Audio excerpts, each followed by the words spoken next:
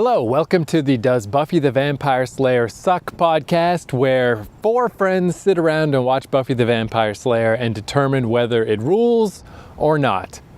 So I'm Keith, your host, and me and my friend Mike are both Buffy fans from back in the day, but we haven't actually watched the show in some time.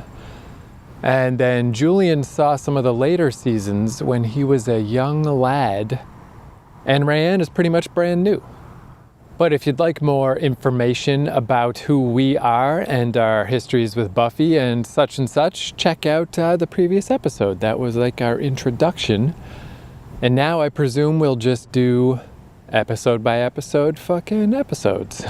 So here's the first one. Welcome to the Hellmouth Part 1, the very first episode of Buffy the Vampire Slayer. And it looks like we're going to aim for a weekly release schedule, probably on Mondays. So thanks to everyone who has checked this show out. I hope you enjoy it, and we'll see you on Mondays, unless the fucking wheels fall off this project, which, hey, who knows, man? Maybe when lockdown ends, we'll watch marginally less TV, but, you know, probably not. We'll probably keep watching TV. All right, here we go. So yeah, general, I guess, basic first impressions of the 2-hour premiere of Buffy the Vampire Slayer. How does everyone feel? Does it suck? I'll say that having watched all of Buffy, and I know that season 1 is not great, and it gets a lot better after. So I went in this being like, okay, I just got to get through it, and episode 1 is going to be really bad. And episode 1 and 2 were totally good. I enjoyed them very much. For me personally, I was like, you know, part of me was taking me back to like nostalgia and like hearing that dialogue, like the Joss Whedon dialogue and everything is cool. But yeah, I thought it was great. So that's me. I had the lowest of expectations because not only there's just so much hype build up around it, and I had a preview of it before. Julian and I tried to watch it because people kept telling me I should, and I hated it so much. I remember being like, I don't know how much we got through an episode, maybe 2 at most, and I was like, I'm not going to watch this. This isn't for me. And then every time anybody brought it up, I'm like, absolutely not. I hate this. And that's kind of what I was hoping to feel. But because my expectations were the lowest they've ever been, it took a while. Like, I was sitting there, we were watching it, and I did not want to watch it. I was like, we have to get through this. We have to do this tonight. Julian opened up the Plex, which we watch Mike's Plex to see episodes of whatever he has on his, and when you opened up the Plex, 90 Day Fiancé was there, and I was like, wow, I'd really rather watch 90 Day Fiancé right now. And so I was dreading it a lot, and I was like, we'll watch 1 episode tonight, and then we'll see how we're feeling, and we'll get through the rest tomorrow. And after the first episode, I was like, well, I could do another. So I did not hate it, but definitely for at least the first half of the first episode, there was a lot of me rolling my eyes, laughing, being like, this is so stupid. And Julian was like, oh, are you going to be like my dad is whenever we watch TV? Because his dad's just like a curmudgeon about anything that couldn't happen in real life. Yep. But yeah, no, I am excited to watch another episode. But you watched 2, right? Yes, yeah. Yeah, I think for me, like, you know, obviously I've seen later Buffy, so it's interesting to go back and watch this pilot, I think, for the first time. And you see some of the bones there, but not everything kind of fleshed out just yet. You saw real bones, too. Yeah, all the real bones that are in the show. There were definitely real bones in there. Mm-hmm. WB couldn't afford fake bones. They're like, just use real bones. It's cheaper. Go to the morgue, see what we can dig up. Yeah, it was interesting to kind of watch. You know, it's kind of 90s low budget. It has some problems, but it's very much like a TV movie, these first 2 episodes. It has a story arc. It comes to a natural conclusion. It feels like it's the kind of thing that could be sold as a TV movie in case the WB didn't want to pick it up to series or something like that. Yeah, I think too, like how Mike was saying, like it's better than you expect it to be. And it is like a standout of like, because we'll talk about this after, but I've jumped ahead a little, and like episodes 3, 4, and 5 all are fucking awful. So we're going to have to decide if we actually want to watch them or if we just want to skip past. But yeah, this pilot is pretty good. And this starts like a thing you'll definitely notice is anytime at the start of the show, it's written and directed by Joss Whedon, those are always the best episodes. And especially this early on, like, again, this idea that there was this vision for Buffy, definitely no one else had the vision at this point except him. Yeah. So this is like as good as it's going to get for the start. It's like in Gilmore Girls, if it was an Amy Sherman Palladino episode, perfect. Anyone else, not so much. Yeah, it is absolutely. Yeah, you got that showrunner person that knows what the score is. And yeah, because I agree. Like, I was like, this is cool. Like, I'm excited. I'm glad I pitched this stupid idea for us to do this podcast. I think it's all going to work out. And then, yeah, once I got to episodes 3, 4, and 5, that's where it's like you could tell the people who wrote those episodes, they never got to see this pilot. They didn't know what the fuck they were even writing. They were just writing Goosebumps or Are You Afraid of the Dark, dumb teen Buffy show. It's like really, really shitty. But yeah, this pilot, not that bad. And there's some, again, as far as inversions, like right away, he's doing weird shit that, especially back in 1997, was like, holy crap, you can't fucking do this, some of these weird things that happened in this episode. So I got little notes about things that happened in this episode. Should we go through them? Yes, and let's see if our notes match up in places. But yeah, welcome to the Hellmouth, part 1 and 2. They both aired the same night initially, March 10th, 1997. And I thought just to put us in the place in history, I went and looked up what the number 1 movie and the number 1 song was the week that each episode came out. So we can do that as we go. Ooh, are we going to guess? You want to? So what do you think the top movie might have been in March 1997? I don't know movies. Yeah. I'm out of this round. Titanic? Oh, great guess. Howard Stern's Private Parts. Oh, Jesus Christ. The top song is a lot easier to guess. What do you think? 1997. I think it's Spice Girls. I don't think it's Wannabe. I think it might be like Spice Up. No. Maybe like, Spice Up Your Life. Man, it's fucking crazy. It is Wannabe. That's close enough. Oh, that's shit. so close. Oh, man. Nice. Yeah, that's fucking nuts. All right, so yeah, the way this kicks off is the same way that the initial movie, its whole inversion was, what if the ditzy girl who gets killed, what if she's actually a vampire slayer? This show starts with an inversion of the inversion, because it's the same situation of like, oh, there's the innocent blonde girl who's with some shady guy and just seems like she's in a dangerous situation and probably she's going to get killed. But surprise, bum, bum, bum, she's the vampire and she kills him. Yeah, and shout out to the line where she's like, I don't want to go up there. And he's like, oh, you can't wait, baby. There's a little moment where he's like staring at her neck, playing with the audience expectation of like, hey, guess what? You know this is a vampire show. It's in the name. There's going to be a vampire here. And then, oh shit, turns out it's the lady. Wow. This isn't your dad's Buffy the Vampire Slayer from 4 years previous.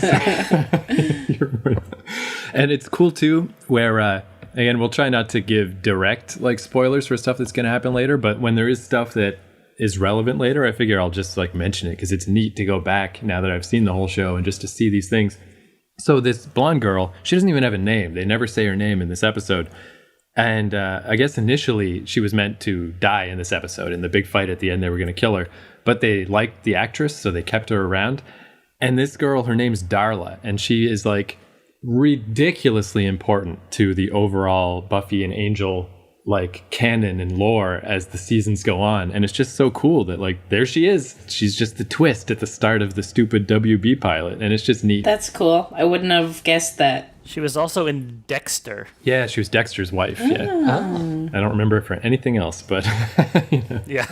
That's pretty good. If that's all you got, you've done all right. Yeah, not bad.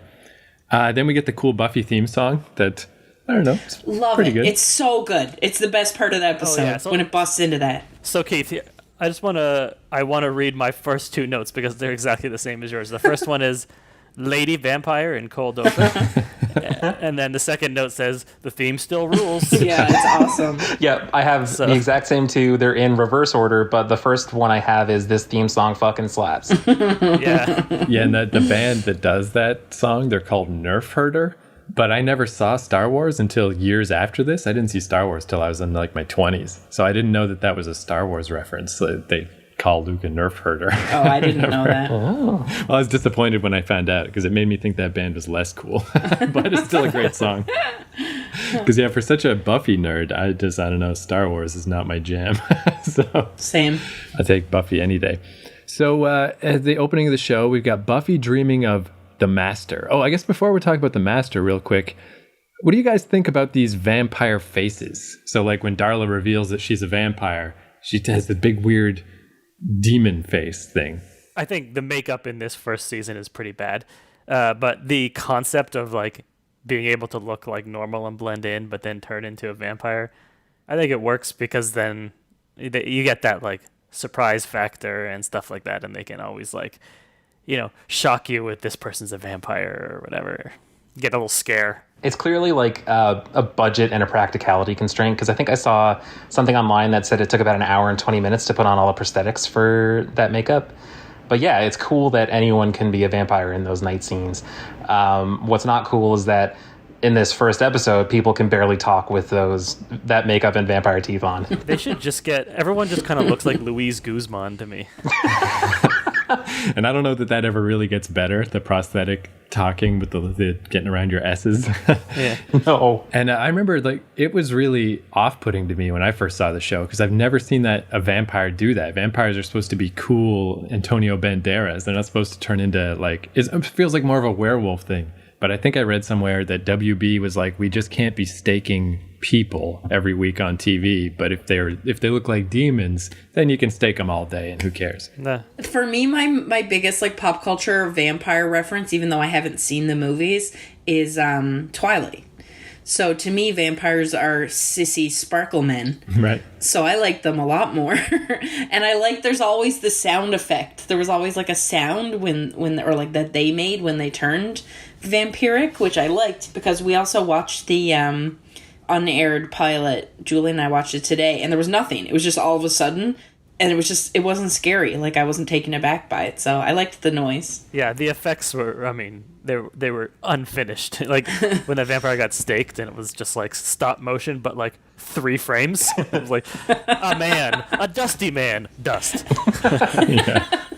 I kind of like, too, like, yeah, once I got used to the idea that, all right, this is how the vampires are going to be. They got the weird demon face. It's kind of neat because they established this right away with this guy, the Master. Buffy has these precognitive dreams, and she dreams about the Master, who every year they call the colloquial term for the monster of the year is the big bad. He's the big villain of the year. And the Master is such an old vampire that he can't turn back anymore. That's why he's always got his demon face. It's like when you start, you can still blend into human society. But as you get to be a few hundred years old and you're more and more demon, because that's like how vampires work in this world is when you become a vampire, I think it's you both lose your soul and you get inhabited by a demon. So you're kind of yourself, but there's also this demon in you, and that's the face. But yeah, it's kind of neat just that's how they show that the Master is super old, because he's like old and powerful, and he doesn't need to pretend he's a person anymore. You fuck with him, he's just gonna kill you. Like, even in more traditional like vampire lore, it's like the vampires look normal, and then when they go into vamp mode, their like teeth, their teeth come out or whatever. So I feel like it's kind of like an extension of that. Yeah, it's like super teeth. Yeah. Yeah, and the Master it feels like this show's play on the old like Nosferatu type of vampire. The old movie with the bald vampire with the pointy ears and that kind of thing. And it's like playing on this trope of, here's your expectation of what has existed in the past for vampire media. And we just want to include that as like kind of our tribute to everything as we extend our new thing on. I always thought it was creepy how in Nosferatu, the vampire teeth are like 2 teeth at the front. Like a rat or something. It's a buck-toothed vampire. I don't know if this came up in the episode 1 and 2, but in the unaired pilot, because there was that poster of the Nosferatu, and I don't know what that is. This is the first time I'm learning what that is, but it was exactly what you just described, Julian, when and at the end they throw the stake at the painting or the poster on the bulletin board. That's fun. Yeah, it's like, is Nosferatu the first vampire movie? It's real early, if not the first. I think it was meant to be like an adaptation of Dracula, but for some reason they didn't use the name. Cool. Yeah, so it's just an old ass black and white. It might even be silent. It is. It's silent. I saw what's a John Malkovich movie about it, but I've never seen the actual Nosferatu movie. But. Yeah, I've seen it. It's a silent movie from like the 20s. But yeah, the John Malkovich movie is about like, I forget what it was called, The Shadow of the Vampire, where it was like on the set of filming Nosferatu, where the guy playing Nosferatu was a real life vampire. Yeah. It was a really good movie. It was really fun. Which maybe that's what happened. Who can say? Yeah, it's in the 20s, so long ago.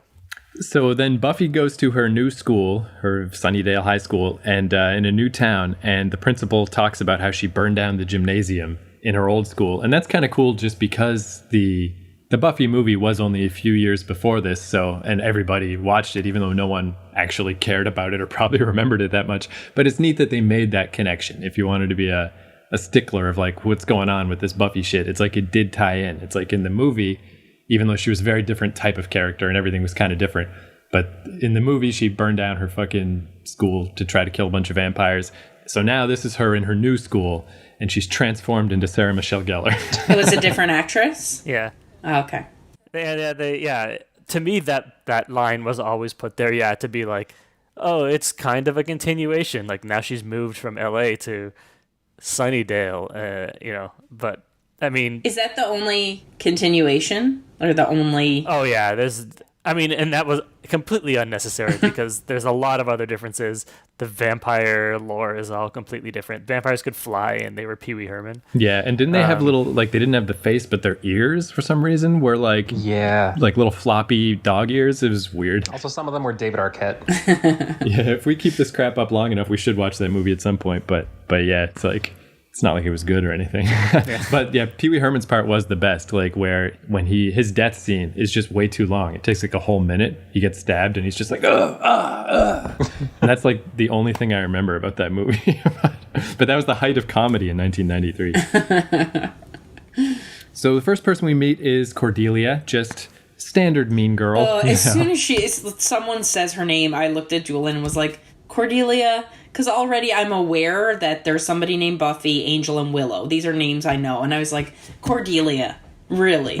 Yeah, and strap in, there's someone named Xander. There's also Aphrodisia later in the episode. Oh, I got a note about that too. Yeah, like that's where me too. You can tell they're a little self-aware of how stupid the name is. Because like totally. It's like in the locker room and some chick is like, who is that new girl? Can you believe, what kind of name is Buffy anyway? And then her friend is like, hey, Aphrodisia. Hey. That's a good joke. It was also in the unaired pilot, I think. Yeah. It was in both, Yeah, they're like, we're keeping that one. Yeah, Cordelia is interesting because, as an actress, you can tell she is clearly older than everyone else. She's like 28 or something.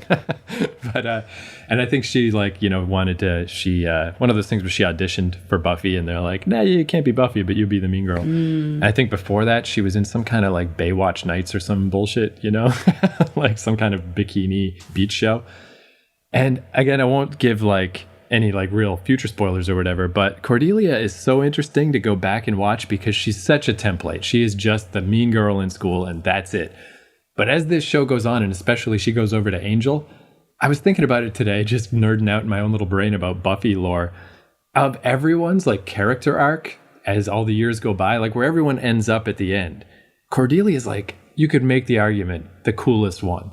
Because she's, like obviously confident and brash, but she's insecure, so she makes fun of everybody. Oh my God, it's me. Right? But she has that core that it's believable that she could progress into like a hero, Yeah. And it's like great, but that's not coming anytime soon. So get used to Cordelia as she is now. Well, yeah. She's completely one-dimensional now. So that is, it is interesting, the transition to her to be an actual character that you can start to see change. Yeah, it's really pretty amazing because by the end, even at the time, I remember thinking like, wow, that's Cordelia. How am I buying this? Like she's a great example of how this show is secretly good, of like no other show would even try for one thing, and they wouldn't be able to pull it off. Like, how do you make this stupid mean girl, valley girl, bitch, chick, into a legit character? It's cool. Mm-hmm. So Cordelia is the mean girl at school, and then we meet the nerd gang. There's Xander, who it took me way too long to realize is short for Alexander.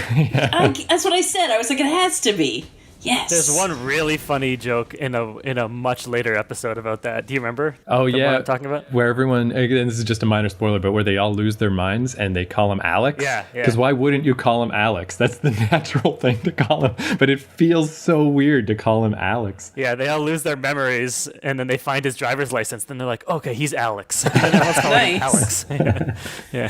So yeah, we got Xander, Willow, and Jesse. Classic member of the core Buffy gang, Jesse. Eric Balfour. Yeah, you said that, so I guess you know this guy? Like, you know that actor?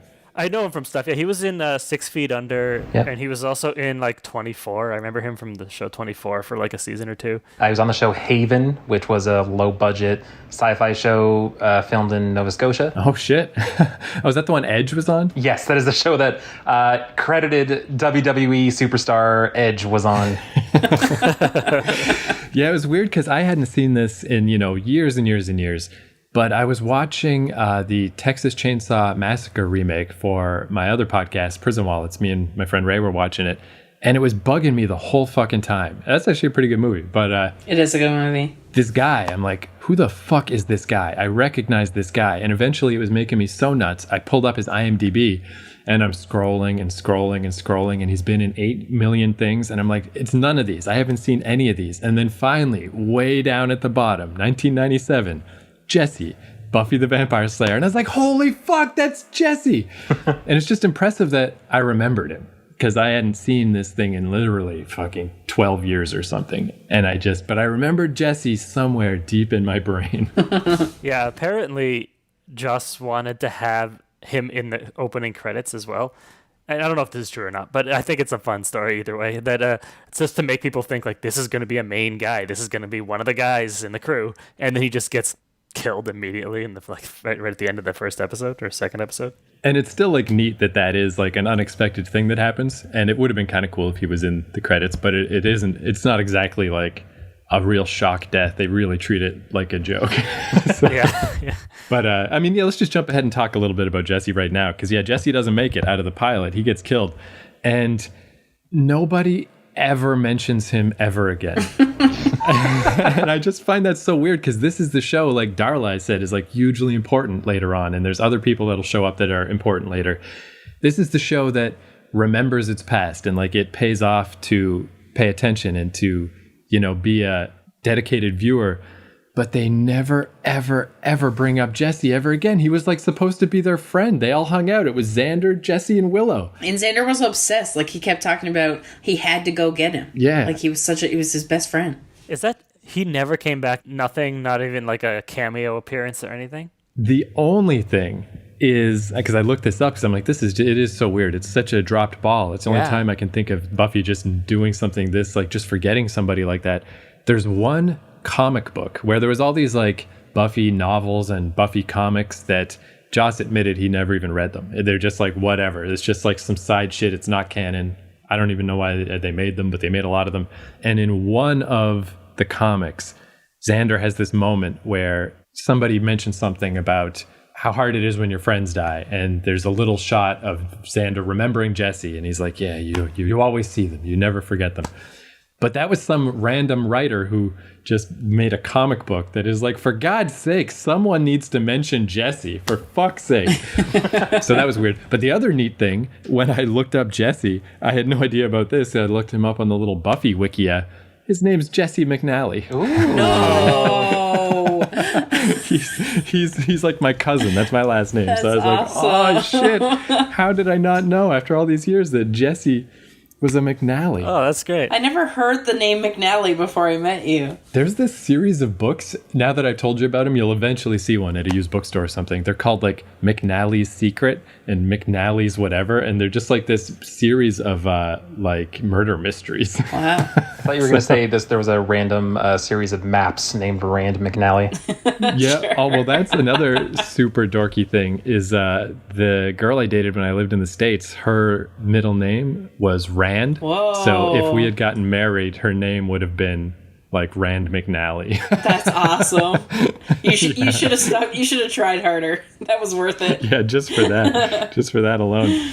Oh yeah, so speaking of though, people not being very affected by deaths. Like, I feel like in this pilot, they haven't learned how to react appropriately to death yet.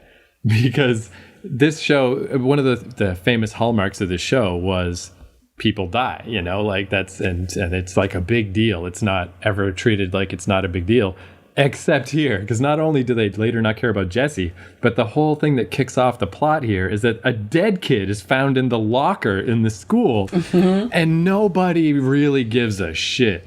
They're just like, did you hear? Oh, you know, just hanging out in the quad and like, dead kid in the locker. Oh, bogus. And then Cordelia is just like, yeah, he's dead.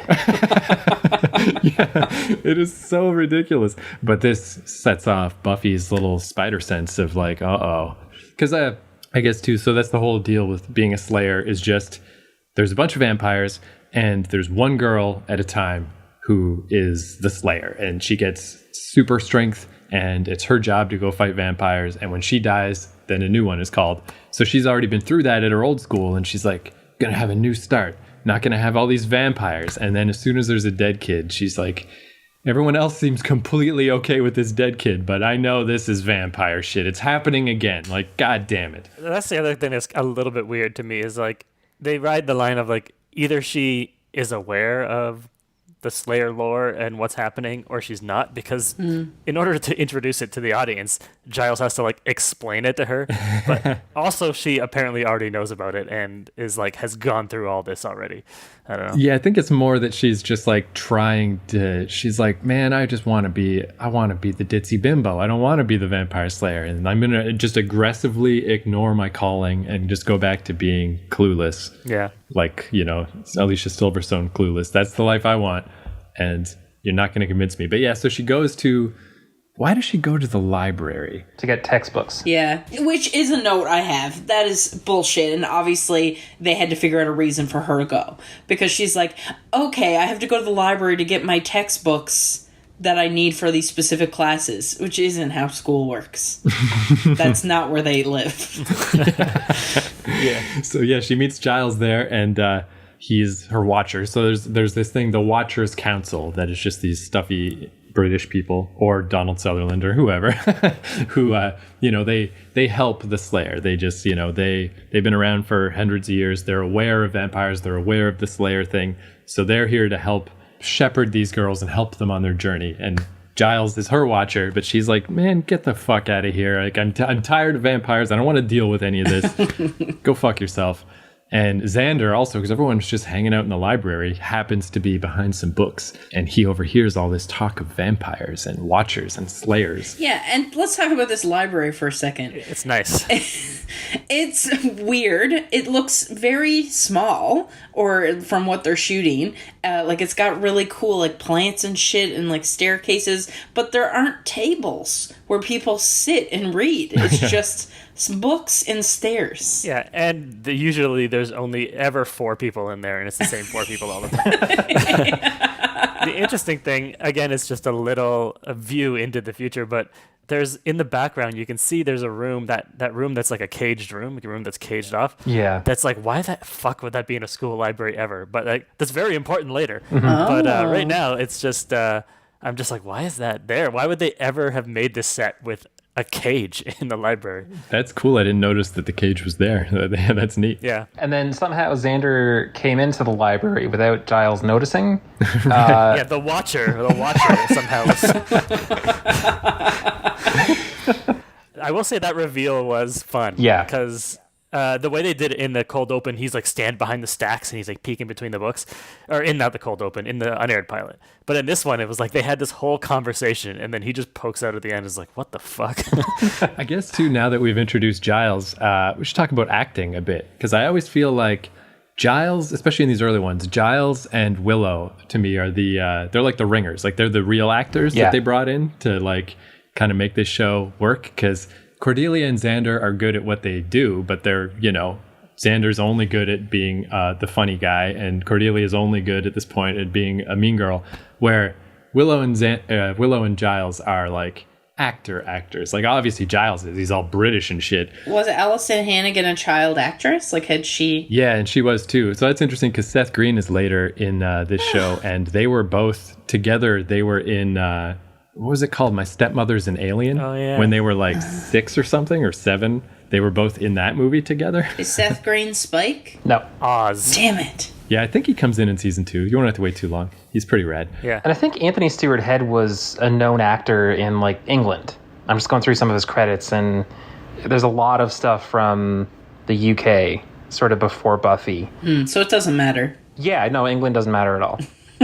There was almost, and I remember being excited about it at the time, but there's almost like a Buffy spin-off about Giles. Cool. Yeah, they were talking about that for years. Yeah, in England. I would have loved it. Never happened. Never got made, yeah. Was it just Doctor Who? It ended up turning into Doctor Who, yeah.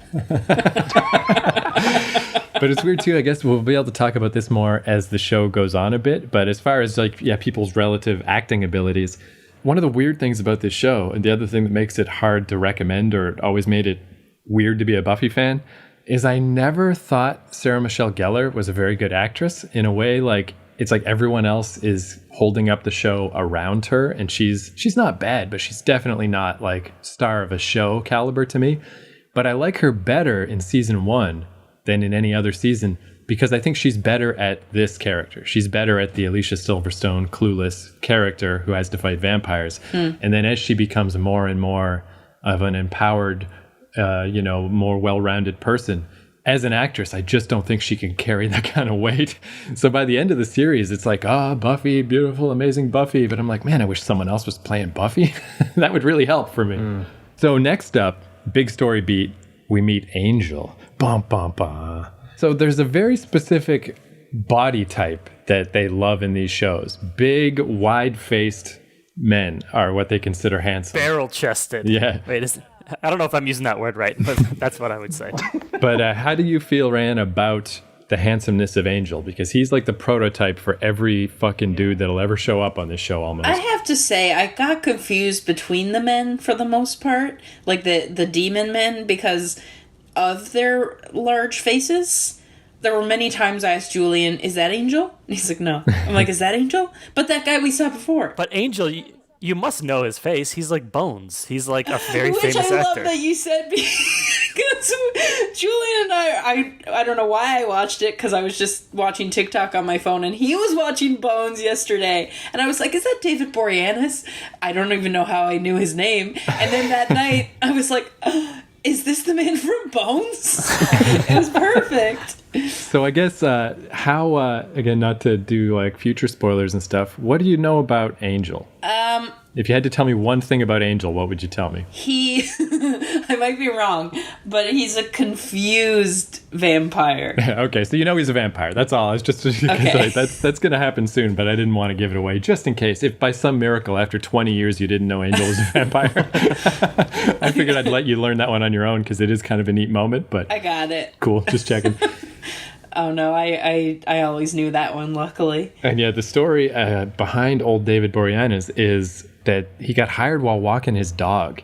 Like he was walking his dog around Hollywood. He was an actor. Like, it's not like he was just some random person. But instead of a traditional casting process, somebody saw him walking his dog and they were like, holy fuck, that's the most beautiful man I ever saw in my life. He's going to be Angel. Is this his most famous role? Isn't there something else he's really well known for? No, he's in Bones. Yeah. He was in Bones for like 12 years. Bones doesn't count for me, okay? Oh, he's in the show Angel. Yeah. Oh, yes. Yeah. Oh, yeah, maybe that's it. And he's another example of like, I wouldn't say he's a great actor, but it's really 50-50 with him because, yeah, like some very minor spoiler, he got his soul back. That's why he's not a mean vampire. Oh. And I don't think he's great at being good guy Angel. He gets better as, years and years of experience, but he's not amazing at it. But whenever he gets a chance to be evil Angel, he fucking kills it. He's so good at that. This is just a podcast of Keith critiquing actors. Yeah. Which again, yeah, it's like it won't mean anything till later anyway. But anyway, Angel's the one who tells Buffy about the concept of a Hellmouth, that Sunnydale is on a Hellmouth.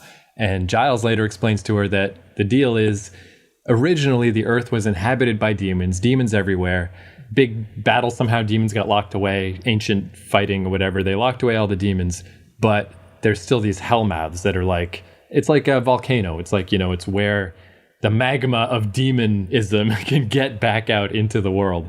And unfortunately, I don't even think it's just Sunnydale. I think the school itself is right on the Hellmouth, if I remember right. Yeah, no, it is. Yeah, I believe. So that's why, I don't know. I mean, is it just coincidence that Buffy is in this town? Or I think they must explain later that the Watchers Council helped bring her there, right? He does say, so yeah, I kind of had a question about that too, because it would seem like, oh, she got in a lot of trouble, she had to move with her auntie and uncle in Bel Air. Like, she got in a lot of trouble in her one school and had to move to another school. But then Giles says something like, oh, do you think it was a coincidence you ended up at Sunnydale? Right. So I was like, what does that mean? How did they convince her mom to move her to a city? I don't know. Yeah, maybe the Watchers Council. I mean, they are a pretty large organization, so maybe they have like a real estate side business, and they were like, okay, they know Joyce Summers was in trouble because her kid burned down a school and she's got to get out of town quick, and they're like, hey, here's a cheap house in Sunnydale, maybe you should move there. Who knows what they get up to? Yeah. But yeah, I really don't think they ever do explain that. How is the Watchers Council this big organization when there's one person who is a slayer? And only one watcher. What are the rest of them doing? Yeah, well, they do kind of get into that a bit later, too. Not a lot. I mean, in a way, I think it's like they wrote themselves into a corner and they had to explain that very question that you had. Okay. So I think later it's like they kind of get disillusioned with the Watchers Council because they're basically just got their heads up their own asses and they're real self-important, and they're just like, it's like they're using their sacred duty to look after slayers and stuff, basically just to party in England and to have cool big castles that they live in and to pretend that they're cool. But meanwhile, they just send Giles by himself to go do the actual work. So it's not a great explanation. But eventually, they're like, what is this whole concept? And they kind of distance themselves from it. Interesting. So we've seen almost every set that they have at this point. The only one I think missing is the Bronze, which is where all the kids hang out in town. It's the cool club. Julian was so mad about this. And I looked over at his notes for a second, and it was just like, how are they letting all these teens into this club? And I was like, I'm pretty sure it's a kid club. It's like I assume. Yeah, like an all ages type club. It is. Which is where everyone in the town goes to. Yeah. Yeah, like maybe it's like me and Rayanne grew up in East Coast nowhere town, but yeah, we definitely had nothing cool like that. I mean, it's definitely not the most realistic thing, but like I remember growing up, there were like options where you could go to certain places and they'd only have like soda at the bar and stuff, and it would be like teens dancing to teen music. So Mike and Julian grew up in the GTA area, like outside of Toronto, big towns, like what, 500,000-ish at least, if not 1 million? My town, I mean, was probably like 100 to 200,000. Okay. Yeah, it's a big town, a suburb of Toronto, so yeah. And Keith grew up in how many people are in Fredericton? Like 50, 60,000, something like that. And I grew up in a town of 300 people. There was one store, and you went out of your way to go to the store. And then at one point, somebody tried to open a arcade, so that lasted for couple months, and then it shut down. But it was awesome. And the best thing, there was Bacaloo Lanes, a bowling alley. But then the guy's wife got aggressive cancer and died immediately, and that shut down. So now there's nothing, not even a store, absolutely zero. Man. Well, I guess like I did know some people that grew up in New York, and they would have stories like that about like weird clubs that they went to where they just like sneak in when they were 16. Yeah. So yeah, I kind of just had to take the Bronze as like, well, California, probably, I guess, right? I guess this is... I didn't take it as they were sneaking into somewhere they weren't supposed to be. I felt like it was like okay for kids to be there, like they didn't serve alcohol. Because she even told her mom, like, oh, I'm going to the club or whatever. And her mom was like, is not the kind of character that would be like, no problem, go sneak into a bar and drink alcohol. Yeah. Do you think, but I never thought about this at the time, and it might just be nothing, but I never thought about the name of the Bronze. But is that supposed to be some kind of joke that it's not that good of a club? That it's like, it's not the gold or the silver, it's the Bronze? Probably not. I don't know, because it's actually an amazing club. Even they have a real band playing, which is such a 90s thing. Like, there's no fucking way there'd be a band playing anymore. Yeah. They're selling people like 1 to 2 pops and they can afford to keep this giant club open with a live band. I think at one point Jesse was drinking a bottle of water, which I assume he procured on site, either that or brought in a bottle of water full of vodka.